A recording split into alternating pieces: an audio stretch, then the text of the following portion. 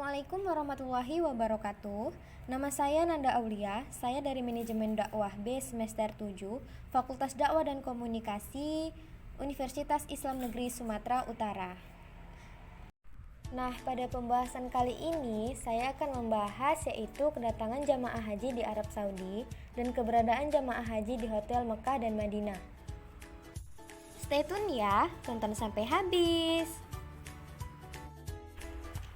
Pada bagian C yaitu kedatangan di Bandara Arab Saudi. Jemaah haji datang di Arab Saudi dalam 2 gelombang. Gelombang pertama mendarat di Bandara Amma Madinah. Gelombang yang kedua mendarat di Bandara KAIA Jeddah dengan rincian kegiatan sebagai berikut.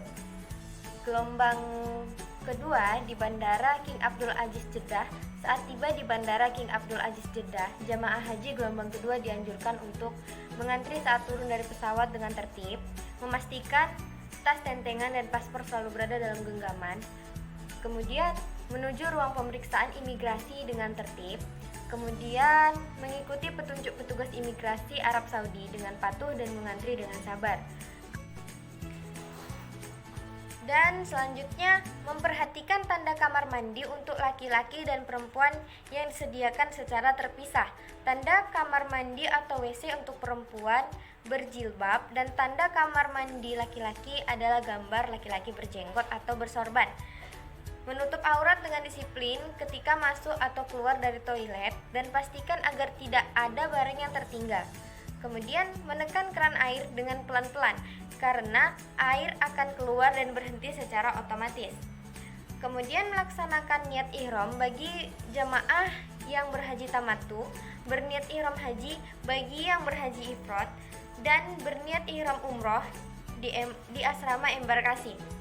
Mengikuti instruksi menuju Mekah bagi jemaah haji gelombang 2. Usai menjalankan pemeriksaan imigrasi, jemaah haji hendaknya menyerahkan paspor kepada petugas di Arab Saudi atau Nakobah, lalu naik bus dengan tertib dan teratur. Kemudian menerima nasi box sebelum bus berangkat. Melaksanakan niat ihram umroh bagi jemaah yang berhaji tamattu, berniat ihram haji bagi yang berhaji ifrad. Membaca dan memperbanyak talbiyah, zikir, dan doa selama perjalanan menuju Mekah. Mengingatkan pengemudi bus untuk berhati-hati jika dirasa mereka ugal-ugalan. Yang kedua, gelombang 1 di Bandara Amir Muhammad bin Abdul Aziz atau AMAA Madinah. Jemaah haji gelombang 1 juga dianjurkan untuk melakukan hal yang sama dengan yang telah dijelaskan di gelombang kedua. Pada bagian D yaitu di hotel. 1. Pada saat di Madinah.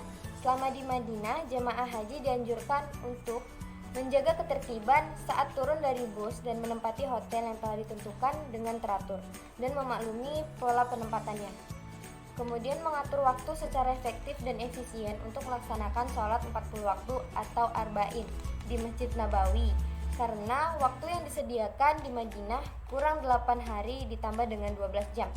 Memperhatikan waktu dan mengikuti proses ziarah ke tempat-tempat bersejarah yang diatur oleh majmu'ah. Bekerja sama dengan ketua kloter karena waktu berziarah biasanya ditentukan pada hari ketiga setelah jemaah tiba di Madinah. Membaca dan memperbanyak talbiyah selama perjalanan menuju Mekah.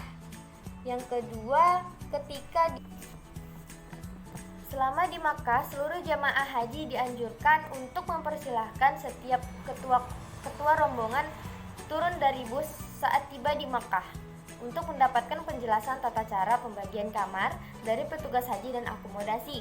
Menaati aturan pembagian kamar di hotel untuk kurang lebih 28 hari yang ditetapkan oleh Panitia Penyelenggara Arab Saudi atau PPIH. Nah, pada bagian ini, para jemaah haji diharuskan mengikuti penempatan kamar sesuai dengan nama yang telah tercantum di pintu kamar. Selama di Tanah Suci, seluruh jemaah haji tidak dianjurkan untuk yang pertama, memaksakan diri melakukan ziarah atau umroh sunnah bila kondisi kesehatan tidak memungkinkan. Memaksakan diri sholat di Masjidil Haram setiap datang waktu sholat fardu bila kondisi kesehatan tidak memungkinkan. Memaksakan diri mencium Hajar Aswad dengan cara berdesak-desakan antara laki-laki dan perempuan. Selama di Tanah Suci, jamaah haji dilarang untuk menjemur pakaian di lorong-lorong yang ada di setiap lantai hotel, menerima tamu di dalam kamar karena akan mengganggu jamaah yang lain, meninggalkan hotel berhari-hari dengan alasan mengunjungi keluarga, karena itu akan membuat petugas kloter kebingungan mencari jamaah haji.